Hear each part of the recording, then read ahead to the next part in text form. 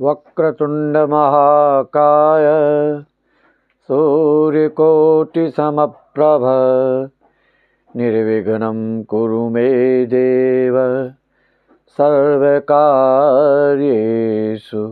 सर्वदा। मित्रों, दर्शकों, सभी बंधुजनों, सभी को मेरा नमन वंदन अभिनंदन।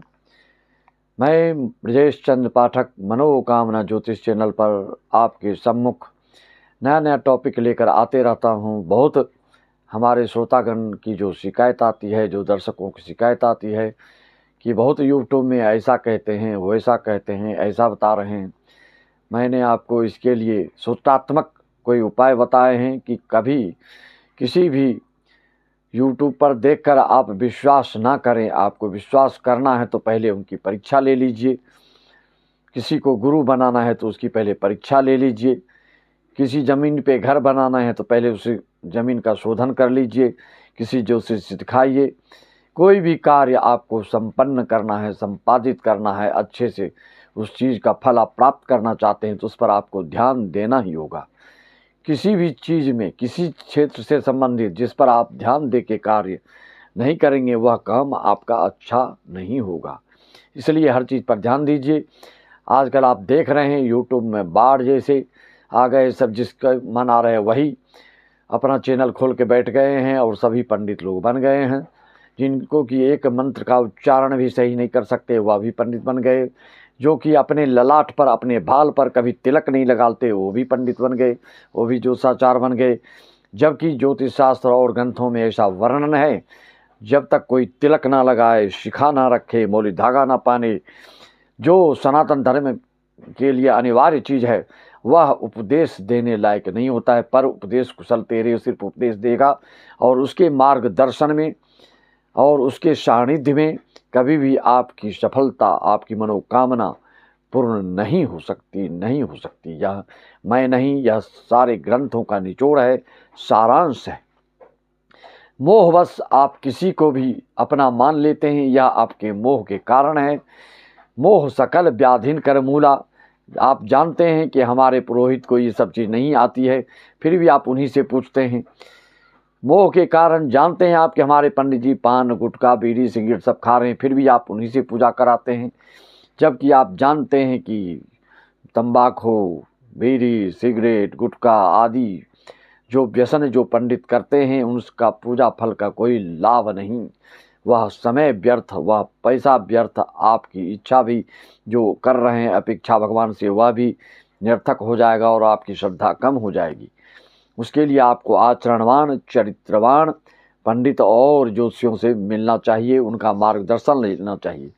मैं ये नहीं कहता हूँ कि आप मुझसे ही पूछिए, लेकिन जिससे भी आप पूछना चाहते हैं उनसे आप अपनी कुंडली दिखाइए। अगर आपकी कुंडली का भविष्यवाणी वो सही करते हैं, कितने ही बड़े प्रकांड ज्योतिषाचार्य क्यों न हो, कितने ही बड़े विश्वविद्यालय का वो नाम क्यों न ले, कितने ही बड़े बड़े नेताओं के साथ वो फोटो खिंचा करके आपको क्यों न दिखाते हो, लेकिन आपको अगर परीक्षा लेनी हो तो अपनी कुंडली का date of birth, time of birth, place of birth दीजिए और उनसे पूछिए। आपके बारे में जब तक वह संतुष्ट नहीं करते हैं तब तक आपको उनके मार्गदर्शन के अनुसार कोई कार्य करना नहीं चाहिए। मैं तो यही बारंबार कहता हूँ। 501 में आप सारी जानकारी लीजिए। अगर सही सब बताता हूँ तो ऑनलाइन वीडियो कॉलिंग करके आप पूजा संपन्न कराइए, आपको फल मिलेगा। पंडितों के लिए आपको शर्त जो है, जो कैसा पंडित होना चाहिए उस पर आपको ध्यान देना ही होगा। ज्ञानवंत बलवंत विप्र से पूजा पाठ कराओ तुम, फिर देखो कैसे नहीं होता मन वांछित फल पाओ तुम। मंत्र ज्ञान रखने वालों से, मंत्र मुग्ध करने वालों से पूजा पाठ कराओ तुम। इधर उधर ये मत तुम बोलो, व्यर्थ न दोष लगाओ तुम। ज्ञानवंत बलवंत विप्र से पूजा पाठ कराओ तुम। यजमानों, इसके लिए आपके अंतर चक्षु की भी जरूरत है। जो सत्संगी हैं, जो धार्मिक हैं, जो आस्तिक हैं, जो सात्विक हैं, जो प्रतिदिन दैनंदिनी में, जो दिनचर्या में कुछ न कुछ भगवान का पूजा पाठ करते हैं, ध्यान चिंतन करते हैं, वही लोग समझ पाते हैं अपने चैनल में भी कि कौन यह सही पंडित हो सकते हैं या गलत हैं, या झांसा वाले हैं या 420 वाले हैं। आपकी अंतरात्मा में जो बैठे हैं परमात्मा का जो वास है वह तुरंत इंगित करते हैं, तुरंत इशारा करते हैं, तुरंत सावधान करते हैं कि किससे आपको मार्गदर्शन लेना है। मैंने पहले ही कहा, अपनी कुंडली के विश्लेषण करवाइए, आपके वंशानुगत बीमारियों के बारे में, आपके वंश परंपरा में कहाँ से क्या करते आ रहे हैं आपके पूर्वज लोग, कौन बहुत धार्मिक, आस्तिक, सात्विक, नास्तिक कौन क्या थे, जब वह लोग आपका जो ज्योतिषाचार्य आपको बताते हैं आपकी वर्तमान में क्या स्थिति है, आपके शारीरिक रूप से, सामाजिक रूप से, आर्थिक रूप से, हर दृष्टिकोण से जो आपको फलादेश सही से करते हैं, उन्हीं से मार्गदर्शन लेके और पूजा पाठ कराइए। बड़े कार्यक्रम के लिए भी आप हमसे संपर्क साध सकते हैं, चाहे श्रीमद् भागवत महापुराण का संगीतमय कार्यक्रम, उसके लिए आप वीडियो मांगेंगे तो वीडियो भी आपको मिल जाएगा। जिसके घर में पितरों का दोष, काल सर्प दोष, गुरु चंडाल दोष, विष कुंभ दोष आदि आदि होते हैं, उनको एक बार बड़े रूप में बड़ा कार्यक्रम करना ही चाहिए जीवन में। पैसे का तो तीन ही उपयोग है, आप जानते हैं, या तो अच्छे से उपभोग करो, या दान में करो, दूसरे को पुकार में लगाओ, पर हित सरिस धर्म नहीं महाई, पर पीड़ा सब नहीं अधमाई, तीसरा धन का उपयोग सर्वनाशी है। कोई भी आज तक ऐसा माय का लाल नहीं आया कि सब सारे अर्जित किए हुए धन को मरने के पश्चात वो अपने साथ ले जाए। अपने साथ जाने वाला आपका सिर्फ कर्म ही होता है, आपका सिर्फ धर्म ही होता है। जो जीवन भर सत्कार्य करते हैं, सच्चिंतन करते हैं, जो सत्संग करते हैं, वही आपके साथ जाता है, बाकी कुछ जाने वाला नहीं। कुंडली में आपका ग्रह क्यों फल नहीं दे रहा है? सबके जब अच्छे फल मिल रहे हैं तो आप क्यों नहीं मिल रहा है? मेष राशि से मीन राशि वालों के लिए आप देखते हैं कि यूट्यूब चैनल में सब लोग बोल रहे हैं इस राशि वालों का भी छप्पर फाड़ धन वर्षा होगी, लेकिन कुछ राशियों वालों का कमेंट आता है कि मेरे साथ तो ऐसा कुछ नहीं हो रहा महाराज, मेरी तो दुर्गति ही हो रही है। इसका कई कारण हो सकता है। आप सर्वप्रथम थोड़ा बहुत भी जानते हैं तो अपनी कुंडली देखिए। सबसे पहले तो आप यह देखिए, एक तो गोचर के हिसाब से, राशि के हिसाब से गोचर फल बताते हैं, जनरल प्रेडिक्शन करते हैं। आप अपनी कुंडली में देखिए कि आपका लग्न जो है वह किस तत्व का है। 4 तत्व की राशियां हैं, 12 राशियां, जल तत्व, पृथ्वी तत्व, वायु तत्व और अग्नि तत्व। अगर अग्नि तत्व का आपका लग्न है तो अग्नि तत्व के ग्रहों के ही उपाय करने से, जप तप करने से, पूजा पाठ करने से आपका समाधान, आपकी समस्या का हल होने लगता है। अगर पृथ्वी तत्व का है तो पृथ्वी तत्व के ग्रहों की शांति कीजिए, जल तत्व का है तो जल तत्व के ग्रहों की शांति कीजिए, अगर वायु तत्व का है तो वायु तत्व ग्रहों की शांति कीजिए। इसको फैलाइए, जन जन तक पहुंचाइए। आप स्वयं भी इस बात को समझिए। जैसे अग्नि तत्व कह रहा हूं तो इसमें 3 राशियां आती है, मेष, सिंह, धनु। पृथ्वी तत्व की बात है तो वृषभ, कन्या, मकर। वायु तत्व की बात है तो मिथुन, तुला, कुंभ। और जल तत्व की बात है तो कर्क, वृश्चिक, मीन राशि। इस तत्व में कौन से लग्न के आपके हैं? ऐसा क्यों? इसको सूत्रात्मक विधि से जानिए। जिस तत्व के आपके लग्न होते हैं उसी तत्व का पंचमेश और नवमेश बनता है। उदाहरणार्थ, आप अगर मेष लग्न के हैं तो आप अग्नि तत्व के आपके लग्न हुए, और एक पहले घर से आप गिनती कीजिए तो 5वां स्थान विद्या का गहन, पूर्व जन्म के पुण्य का, संतान का, प्रणय का और विद्यार्जन का, आदि आदि चीज़ों को पंचम भाव से देखा जाता है।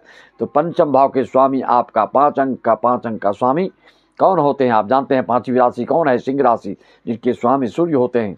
ऐसे लोगों को, जिसको विद्या में, संतान में पुण्य जन्म के पाप ज़्यादा हों, तो आपको सूर्य की आराधना, प्रार्थना, साधना, जब तप, अनुष्ठान आदि करने से आपकी फिर मार्ग प्रशस्त होते हैं। ना संतान में बाधा, ना विद्या में बाधा, ना वैवाहिक जीवन में बाधा, किसी चीज़ में बाधा नहीं आएगी। अगर मेष लग्न है तो आपके 9वें भाव का स्वामी आप देख रहे हैं अग्नि तत्व। 9वीं धनु राशि होती है। धनु राशि के भी अग्नि तत्व हैं। पंचम त्रिकोण के भी आपके और नवम त्रिकोण के भी स्वामी अग्नि तत्व की राशि ही होते हैं। इसलिए आपको सिंह राशि के स्वामी सूर्य और धनु राशि के स्वामी गुरु, इन दोनों के उपाय करने से आपकी ज़िंदगी में 4 चांद लगने होते हैं। एक तो यह बात होती है।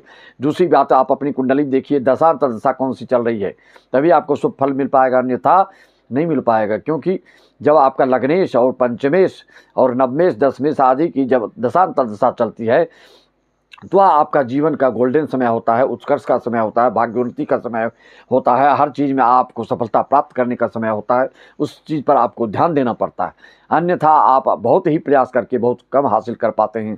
बहुत लोगों के साथ जो हासिल करना चाहता है उसके बदले और ही वो गड्ढे में गिर जाते हैं और उनका पतन हो जाता है और उनके पूंजी जो है सब नष्ट हो जाते हैं, या किसी विशेष दोष के कारण ही होता है। ऐसे नहीं होता है। आपकी कुंडली में विकलांग होने का योग, हार्ट अटैक का योग, ब्रेन हेमरेज का योग, कैंसर का योग, चर्म रोग जनित वायरस जनित बीमारियां, यह दिखता नहीं है। आप अगर गंदी जगह में रहते हैं तो आपको कब क्या कौन सी बीमारी लग जाती है उस सूक्ष्म कीटाणु के माध्यम से आपको दिखता नहीं है, पता नहीं लगता है। तो सत्कार्य भी दिखता नहीं है, लेकिन उसका लाभ आपको पता चलता है। कुसंग में रहते हैं तो कब आप धीरे धीरे दैत्य बन जाते हैं और राक्षसी प्रवृत्ति के हो जाते हैं, वो दिखता नहीं है, पता नहीं चलता आपको, लेकिन आपको लोग कहने लगते हैं अरे ये तो खराब हो गया, इसका नेचर बर्बाद हो गया। इसी तरह से सत्संगियों के साथ रहने से आप कब सुधर जाते हैं, कब आपके में निखार आने लगता है, वह पता नहीं चलता है, लेकिन उसका प्रभाव हर चीज़ का पड़ता ही पड़ता है। ये मान के चलिए, कोई भी ऐसी चीज़ नहीं है जिसका कि अपना गुणधर्म ना हो। जैसा आप करेंगे वैसा ही फल आपको मिलता है। पिछले जन्म में जिसे आपने कर्म किया उसी तरह फल मिलता है। भगवान किसी के साथ पक्षपात नहीं करते हैं। गुरु लोग पढ़ाते हैं किसी के साथ, शिष्यों के साथ पक्षपात नहीं करते हैं, लेकिन पूर्व जन्म के जो आपको संस्कार होते हैं उसी हिसाब से आपको फल मिलता है। भगवान तो समदर्शी है, समदर्शी मोहि का सबको, कोई पक्षपात नहीं, अपने अपने कर्मों का फल भोगते हैं। जब आपके कुंडली के ग्रह जब दूषित है, पाप ग्रसित है और षष्ठम अष्टम में बैठ गया हो शुभ घर का ग्रह, तभी आपको उसका फल शुभ नहीं मिलता है। दरिद्री योग है आपकी कुंडली, तभी आपके अच्छे मौका का भी लाभ नहीं मिल पाता है। एकादश को स्वामी षष्ठम अष्टम द्वादश में दरिद्री योग देता है। और बुध वक्री होकर द्वितीय होकर वक्री है तो वह आपको दारिद्र्य योग देता है, उस पर कोई कोई दृष्टि और डाल देता है और भी विपन्नता आपको हासिल हो जाती है। मित्रों, हरि अनंत हरि कथा अनंता ज्योतिष शास्त्र का भी वर्णन बहुत ही अथाह है, अगाध है, अनंत है, अपार है। आपको अपनी कुंडली विचरवाना है तो अपना date of birth, time of birth, place of भेजिए और सारी समस्याओं का हल जानकारी आप प्राप्त करिए। सही बताता हूं तो वहीं पर आप पूजा पाठ कराएंगे तो आपको निश्चित तौर पे फल मिलेगा। आप चाहे जहां जिस ज्योतिषी से संपर्क करके आपको जो लगता है कि हाँ यहाँ पर उचित मार्गदर्शन मिलेगा और ये सही फलादेश कर रहे हैं, वहीं पर कीजिए। मैं ऐसा नहीं कहता कि हमसे ही कराइए उनसे कराइए, लेकिन परीक्षा लेना वर्तमान में इस घोर कलयुग में परम आवश्यक है, अन्यथा आपके पैसे, आपकी इच्छाएं सब व्यर्थ हो सकती हैं। अगर दर्पण में धूल जम जाए पूरी तो आपको उसमें चेहरा दिख नहीं सकता है। उसी तरह से आपकी कुंडलियों में जो मेन ग्रह हैं और उस पर धूल आच्छादित हो गई हो, किसी ग्रह के दुष्प्रभाव पड़ गए हों या कोई विशेष दुर्योग आपकी कुंडली में हो, तो आपके फिर उत्कर्ष का समय आने से रहता है, आप उससे वंचित हो जाते हैं। इसका उपाय, इसका समाधान, इसका परिहार आपको करना ही पड़ेगा। मित्रों, मन अपनी वाणी को विराम देते हुए पुनः आपसे यही निवेदन करूंगा कि आप अपनी उज्जवल भविष्य की कामना मैं करता हूं आपके साथ। आप भी अपना उज्जवल भविष्य बनाना चाहते हैं तो सारी जानकारियां कुंडली में विद्यमान होता है। जिनकी कुंडली नहीं है तो प्रश्न कुंडली के द्वारा आपका फलादेश हो जाता है। उसके लिए आप चिंता मत करिए कि हमारे पास टाइम नहीं है, डेट नहीं है, कुछ भी नहीं है, तब भी आपको सारी जानकारी मिलेगी। अपने ऋषि मुनियों की ऐसी देन है कि जो कभी लिख नहीं पाए अपने डेट ऑफ बर्थ वगैरह आदि, उसके भी बताने के कई तरीके, कई विधि, कई सूत्र हैं, उसके आधार से आपको बता दिया जाए। तो सबको पुनः नमस्कार, जय श्री राम, ओम नमः शिवाय, ओम तत्सत, जय सच्चिदानंद।